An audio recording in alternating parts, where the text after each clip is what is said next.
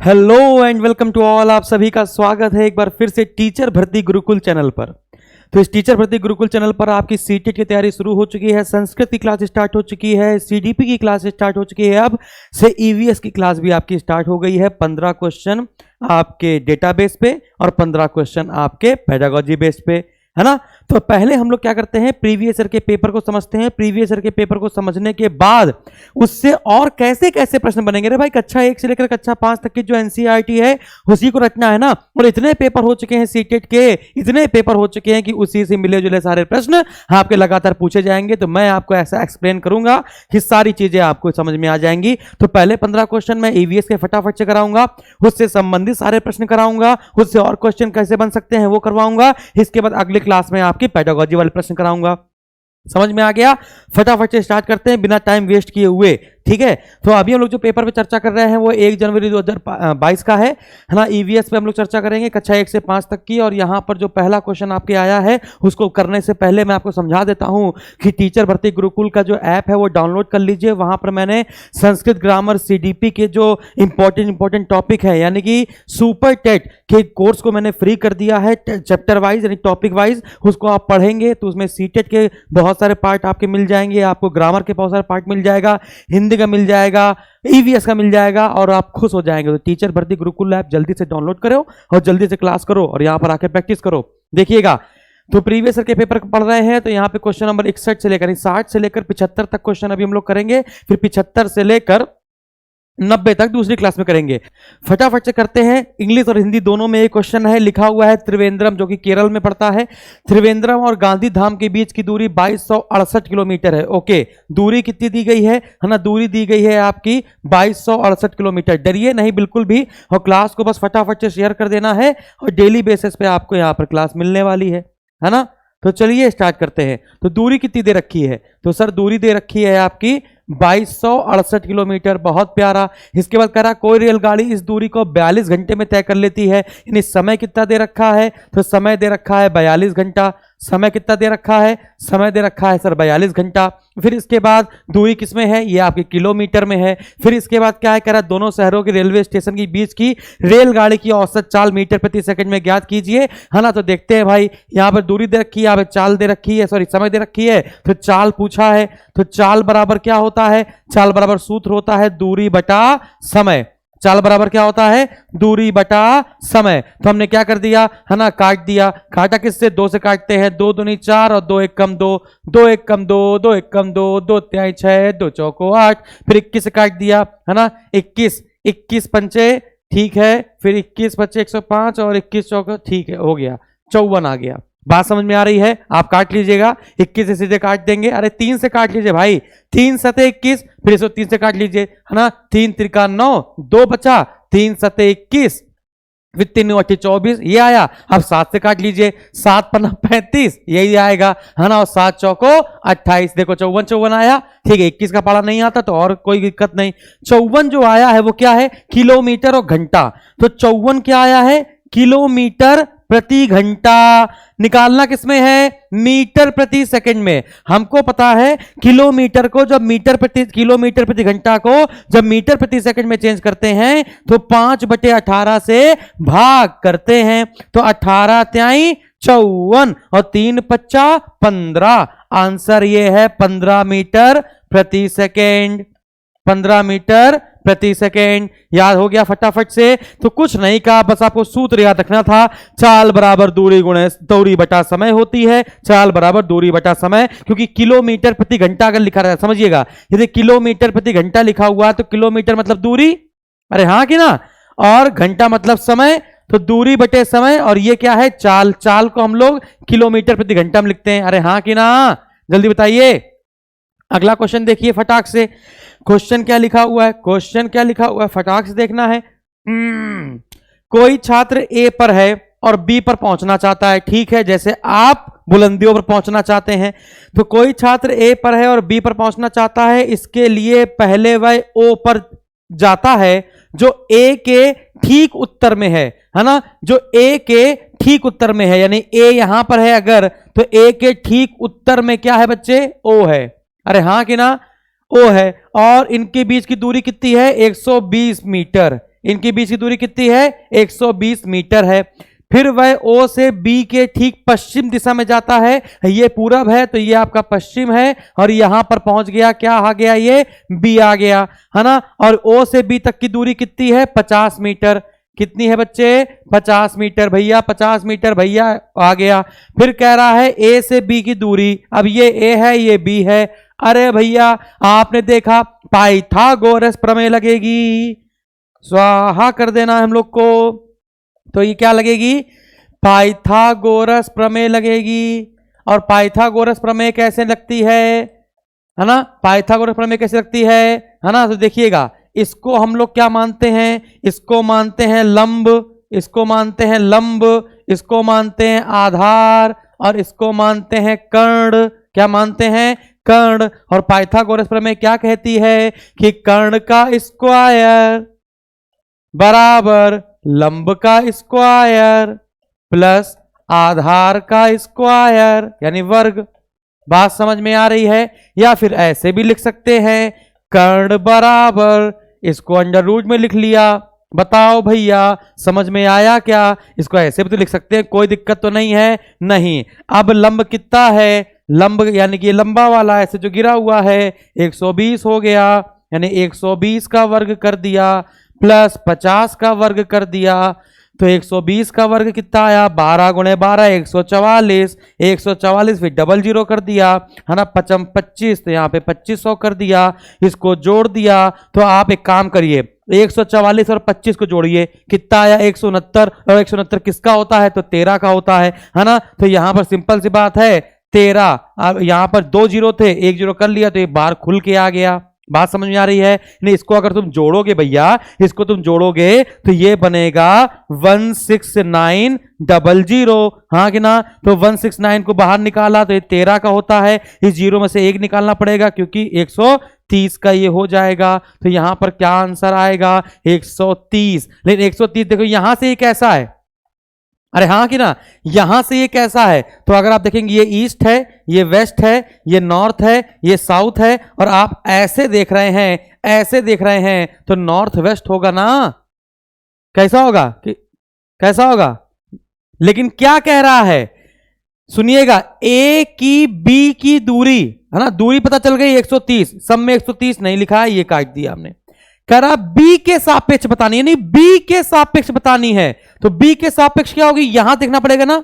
अरे भैया ऐसे तो देख रहे हैं, तो ये कौन सी डायरेक्शन है? South east. साउथ ईस्ट कहां लिखा हुआ है? बी वाला ऑप्शन, साउथ ईस्ट। समझे क्या? तो हमने लगा दी पाइथागोरस प्रमेय। ठीक है, चलिए अगला देखिए, स्लॉथ। स्लॉथ क्या है मैं समझा देता हूं आपको। स्लॉथ भालू जैसा दिखता है, फिर मैं समझाता हूं, आराम से समझिएगा। जो स्लॉथ है वो भालू जैसा दिखता है ना। और लगभग 24 घंटे में से 17 घंटे तो वो पेड़ पे, है ना, उल्टा ऐसे लटका रहता है। बात समझ आ रही है? तो स्लॉथ क्या है? तो स्लॉथ भालू जैसा दिखता है और लगभग 17 घंटे, 24 घंटे में से 17 घंटे वो पेड़ की टहनियों पर उल्टा सिर लटकाकर सोता रहता है। अरे हाँ कि ना? कहां पाए जाते हैं? साउथ ईस्ट अमेरिका में, या कह सकते हैं साउथ मिडिल अमेरिका में, या कह सकते हैं दक्षिण मध्य अमेरिका में। बात समझ आ रही है? तो ये दक्षिण मध्य अमेरिका में पाए जाते हैं, ज्यादा बड़े नहीं होते हैं, और सबसे बड़ी बात ये शाकाहारी होते हैं, स्तनधारी होते हैं। शाकाहारी स्तनधारी प्राणी होते हैं। स्लॉथ आपकी 2 प्रजातियों मिलते हैं, एक जिनके 2 पंजा होता है और एक जिनके 3 पंजे होते हैं। ये बात आपको समझ में आ गई? इसके बाद ये उसी पेड़ पर लेटते हैं या उसी पेड़ पर रहते हैं जिसमें पत्तियां बहुत ज्यादा मात्रा में होती है, और जिस पेड़ पर रहते हैं उसी की पत्तियां खा खाकर खत्म कर देते हैं,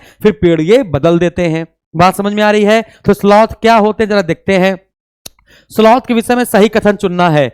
स्लॉथ भालू जैसे दिखते हैं, अरे बिल्कुल सही है। और दिन के लगभग 22 घंटे वृक्ष के शाखा पर उल्टे सिर लटकाकर सोते हैं। नहीं, यहां पर 22 घंटा गलत है, यहां पर 17 घंटा सही होना चाहिए। यहां पे 17 घंटा होता नहीं, ये तो गलत हो गया आपका। फिर कह रहा है स्लॉथ चिंपैंजी जैसे दिखते हैं, गलत हो गया। देखो यहां 17 घंटे लिखा था लेकिन चिंपैंजी जैसे लिख दिया इसलिए गलत हो गया। स्लॉथ चिंपैंजी जैसे यहां पे भी लिखा है, गलत हो गया। फिर इसके बाद स्लॉथ भालू दिखते हैं और 17 घंटे सोते हैं, बहुत प्यारा, है ना। कहां पाए जाते हैं? है ना, मध्य अमेरिका में पाए जाते हैं। कहाँ पाए जाते हैं? मध्य अमेरिका में पाए जाते हैं, है ना। और ये दक्षिण अमेरिका में भी पाए जाते हैं, और दक्षिण अमेरिका में आता है Brazil, Argentina, Uruguay, Paraguay, Chile, Ecuador, ये सब आपके आते हैं। यह एक शाकाहारी स्तनधारी प्राणी है, ये एक शाकाहारी स्तनधारी प्राणी है, स्तनधारी प्राणी है।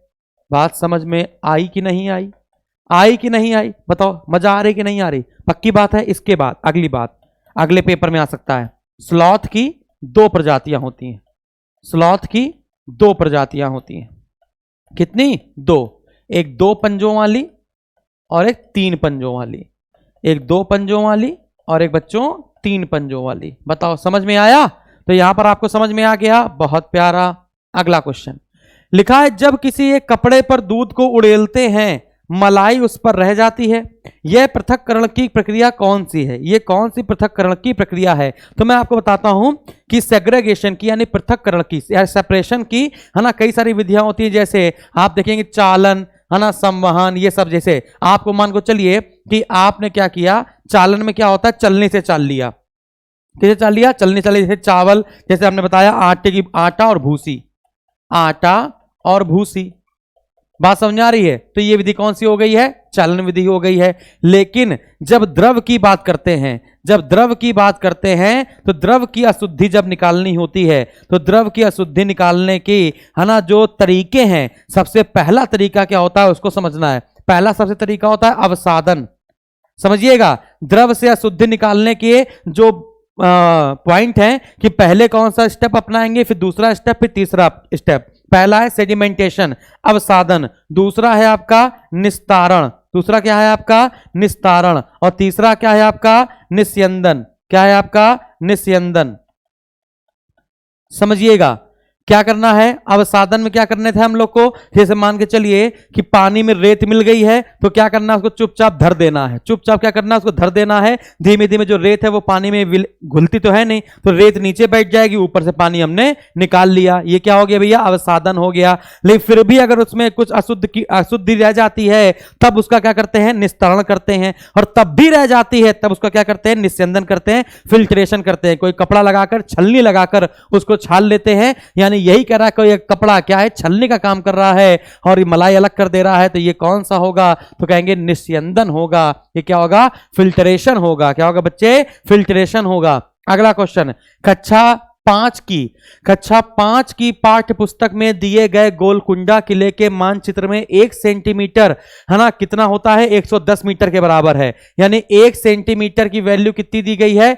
1 सेंटीमीटर बराबर है 110 मीटर के। ठीक है। फिर कह रहा है, इस मानचित्र में फतेह दरवाजे से जमाली दरवाजे की बीच की दूरी 10.7 सेंटीमीटर है। ये फतेह दरवाजा है और ये आपका जमाली दरवाजा है। और इन दोनों दरवाजे की बीच की जो दूरी है, इन दोनों दरवाजे की जो बीच की दूरी है वो कितनी है? 10.7 सेंटीमीटर। ठीक है। फिर कह रहा है, जमीन पर इन दोनों दरवाजे के बीच दूरी कम से कम कितनी होगी? तो कुछ नहीं है, 1 सेंटीमीटर बराबर 110 मीटर है। तो 10.7 सेंटीमीटर बराबर क्या करेंगे? 110 का गुणा करा देंगे। जब 110 का गुणा करा देंगे तो कितना आ जाएगा? 111, है ना, 7। 111 क्या आ जाएगा? 7, है ना, किलोमीटर। ऐसे तो आ जाएगा। 111.7 क्या आ जाएगा बच्चे? किलोमीटर आ जाएगा। ये तो कर लो जाएगा 11 7 77, सॉरी क्या जाएगा? 11 और 77, है ना, ये आ जाएगा 11 7 77, 11 कम 11। ठीक है। तो ये आ जाएगा 11 77, सॉरी ये क्या है? मीटर में है, तो यहां लिख दिया मीटर। ओके। अब ये यहां पे किलोमीटर दे रहा है और हमको पता है 1 किलोमीटर में कितने मीटर होते हैं? 1000 मीटर होते हैं। तो हमने क्या किया? 1177 बटा क्या कर दिया? 1000 कर दिया। अभी 3 जीरो लगे हुए हैं, तो ऊपर क्या करना है? 3 गिन के पॉइंट लगा देना है। तो भाई 1 2 और 3, तो 1.177 किलोमीटर। कहां पर लिखा है?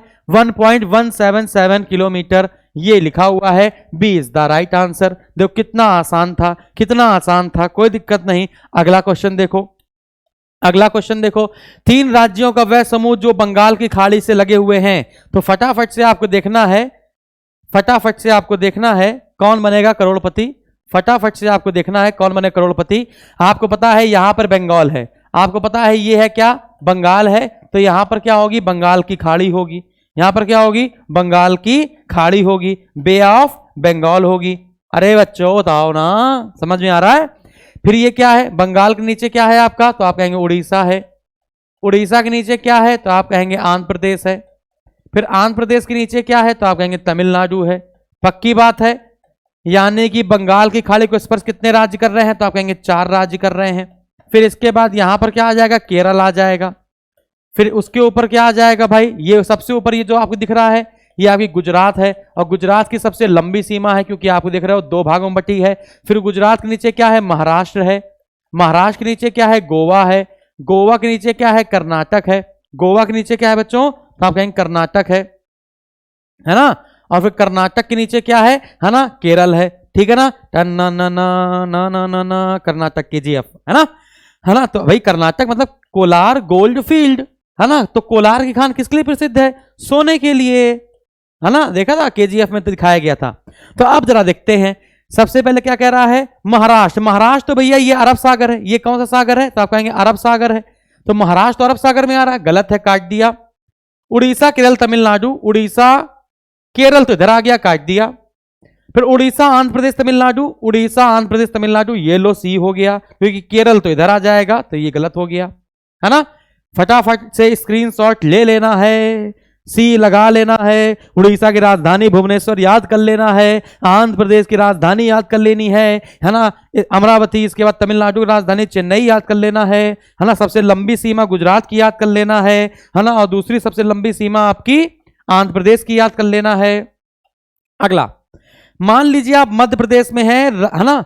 मान लिया हमने भाई, मान लिया हमने, कहां पर है हम लोग, मध्य प्रदेश में, यानी बीचों बीच है। कह रहा इस राज्य के सापेक्ष किस दिशा में हमारे देश के सर्वाधिक घने जंगल हैं। तो बस आपको यह पता होना चाहिए सबसे ज्यादा घने जंगल कहां पर हैं, है ना। सबसे ज्यादा घने जंगल कहां पर है, तो आप कहेंगे अरुणाचल प्रदेश में है।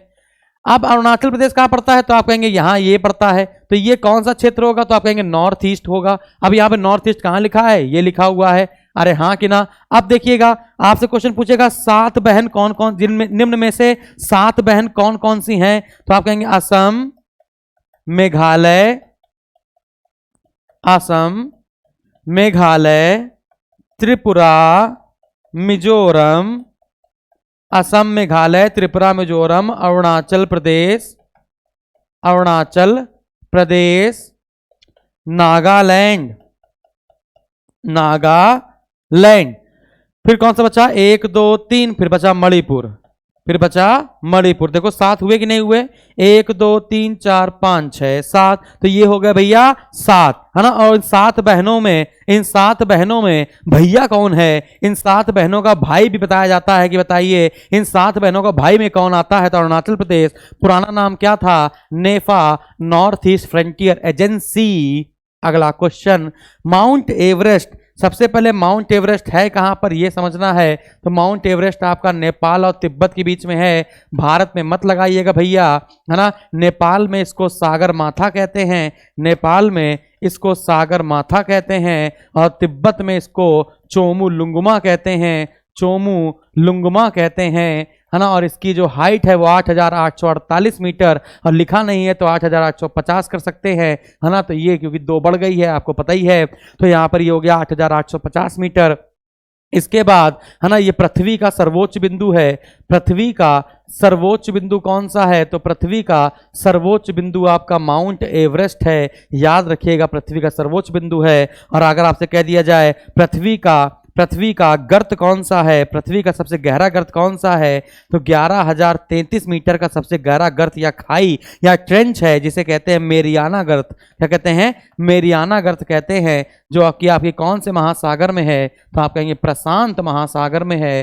कौन से महासागर में है, तो प्रशांत महासागर में है। 11,033 मीटर, याद रखना है। माउंट एवरेस्ट के बारे में सारी बातें आपको याद हो जाएंगी। आगे बढ़ते हैं। इसके बाद टूटता हुआ तारा, टूटा, है ना, एक तारा टूटता हुआ है, तो टूटता हुआ तारा, तारा तो होगा नहीं, टूटता हुआ तारा कहलाता है उल्का, है ना। इनकी स्पीड होती है 42 किलोमीटर प्रति सेकंड, 42 किलोमीटर प्रति सेकंड। यानी कि क्वेश्चन इसका बनता कैसे, उल्का क्या है, अगर आपसे पूछता है कि उल्का क्या है ना, तो वह पिंड, समझिएगा, वह पिंड जो टूटता हुआ तारा है, वह पिंड जो टूटता हुआ तारा है, वह पिंड जो टूटता हुआ तारा है और 42 किलोमीटर पर सेकंड की रफ्तार से हमारी तरफ आता हुआ प्रतीत होता है। लेकिन अगर वो छोटा है तो हमारी वायुमंडल में, आयन मंडल में वो जल जाता है। सुनिएगा, जो भी तारा जल जाता है वो उल्का है,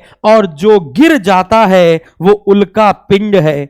समझिएगा, उल्का पिंड क्या है? जो गिर जाता है, और जो जल जाता है आयन मंडल में वो क्या है? उल्का है। धूमकेतु क्या है? तो धूमकेतु कॉमेट। धूमकेतु क्या है? धूमकेतु कॉमेट क्या है? तो आप कहेंगे पुच्छल तारा कह सकते हैं इसको। क्या कह सकते हैं भैया?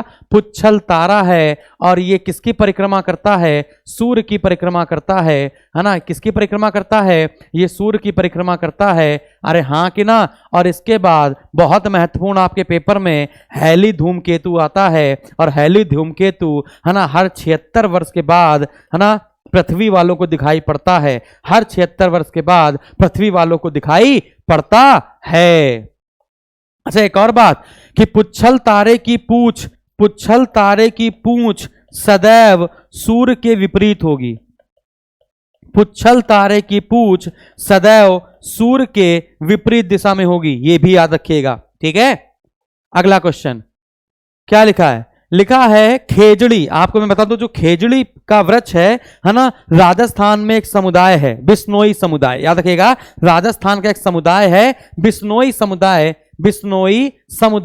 है ना। और जो खेजड़ी है ये आपका राजस्थान का राजकीय वृक्ष है। राजस्थान का ये बच्चों राजकीय वृक्ष है। राजस्थान का ये राजकीय वृक्ष है। ये हमेशा है ना बिश्नोई समुदाय इसके कटाव पर रोक लगाता है। क्यों? यह वृक्ष मुख्यतः रेगिस्तान में पाया जाता है। सही है।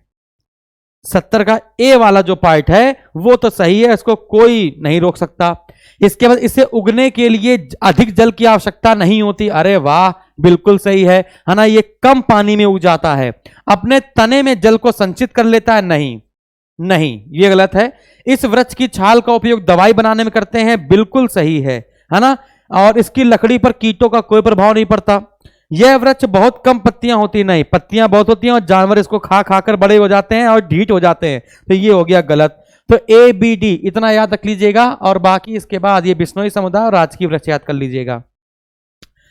अगला क्वेश्चन लिखा है, मैं जिस क्षेत्र से आया हूं वहां बारिश बहुत कम होती है। बारिश बहुत कम होती है, गर्मी बहुत पड़ती है। गर्मी बहुत पड़ती है तो लद्दाख तो सर्दी पड़ती है बहुत, है ना। लद्दाख में तो बहुत सर्दी पड़ती है। असम का टेम्परेचर आप जानते हैं ज्यादा रहता नहीं है। और उत्तर प्रदेश में तो बहुत गर्मी बुंदेलखंड साइड पड़ती है। लेकिन अगला देख लेते हैं क्या लिखा है। हमारे घर मिट्टी के बने होते हैं, बस ये गलत हो गया। हमारे घर मिट्टी के बने होते हैं, घर की दीवारें बहुत मोटी होती हैं, है ना, और मिट्टी से पोत कर इनको सुंदर किया जाता है। बताइए हम कहाँ रहते हैं? तो हम राजस्थान में रहते हैं। हम कहाँ रहते हैं? राजस्थान में रहते हैं। और भारत का सबसे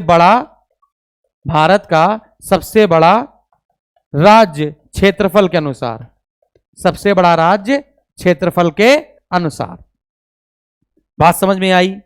जल्दी बताइए। देखो मैं बता तो बहुत कुछ सकता हूं, लेकिन वही बात है ना कि आता नहीं है, फिर बताने का कोई मतलब नहीं है। मैं आपको राजस्थान के बारे में पूरी बातें बता दूं, लेकिन आएगा नहीं तो क्या मतलब है? बताइए, यहां तक आपको सारी बातें समझ में आई? जल्दी से बताइए, यहां तक अगर आपको सारी बातें समझ में आई तो यस सर बोल दीजिए फटाफट से। ओके सर, चलिए, बहुत प्यारा। इसका किसी सभा में अपना परिचय देते समय किसी छात्र ने बताया, मैं जिस जगह से आया हूं वहां के अधिकतर लोग सरसों के तेल में बनी मछली खाना पसंद करते हैं।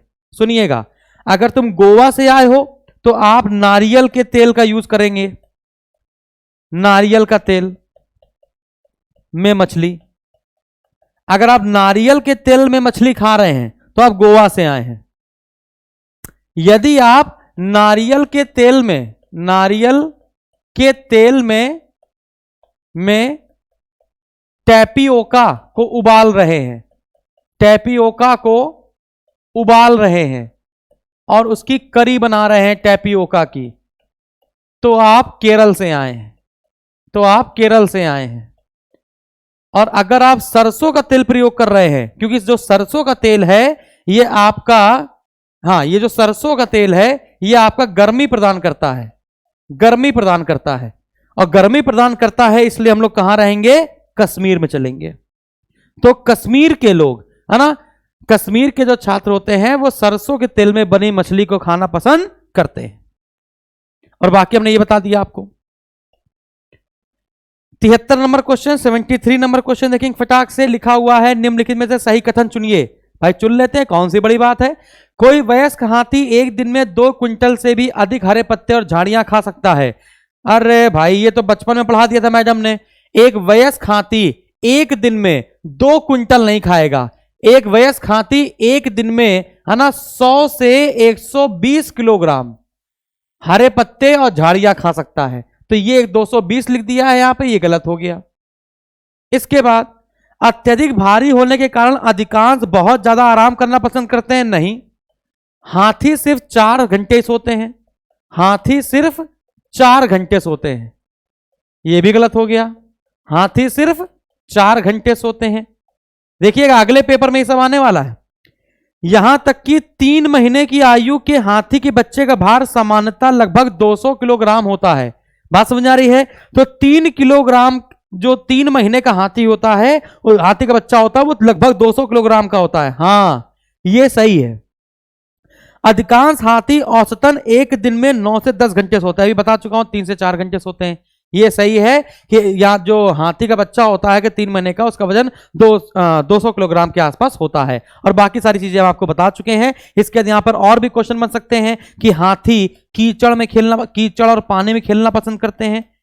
कीचड़ और पानी में खेलना पसंद करते हैं। क्यों? क्योंकि उन्हें गर्मी लगती है। क्योंकि उन्हें गर्मी बहुत लगती है ना, क्योंकि उन्हें गर्मी बहुत लगती है। और अपने कानों का प्रयोग वो पंख के रूप में करते हैं, है ना, हवा लेने के लिए। अपने कानों का प्रयोग वो पंखे के रूप में करते हैं ताकि अच्छे से क्या आ जाए, हवा आ जाए। बात समझ में आ रही है। अगला क्वेश्चन देखते हैं। एक समूह को चुनिए, है ना, कह रहा है एक समूह को चुनिए जिसका रिसाइकलिंग किया जाए। रिसाइकलिंग किसका करते हैं? आप देखते होंगे भाई, सरकार अगर जिस चीज को बैन कर रही है कि ये बैन कर दिया जाए, उसी की तो रिसाइकल नहीं हो पा रहा है। बताइए सरकार क्या बैन करती है? प्लास्टिक, पॉलीथीन, है ना, यही सब तो बैन करती है ना। तो उसका रिसाइकल कर नहीं सकते हैं। जो रिसाइकल नहीं कर सकते तो देखेंगे भाई क्या क्या होगा।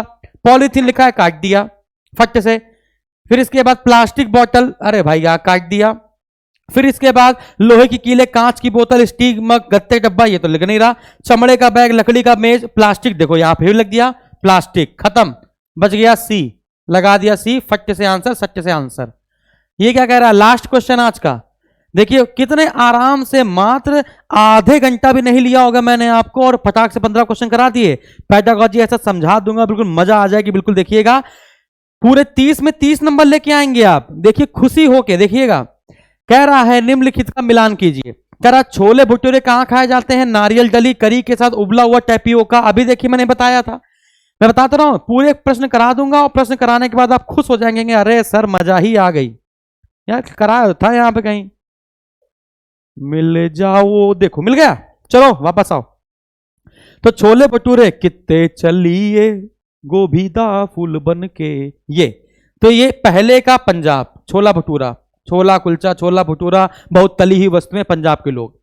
उबला हुआ टैपियोका, टैपियोका बताया केरल, नहीं ये हो जाएगा बी का 2। फिर इसके बाद सरसों के तेल में मछली आपको बताई है, ये हो जाएगा 3। फिर इसके बाद नारियल के तेल में मछली, ये हो जाएगा 4। अब देखते हैं क्या होगा।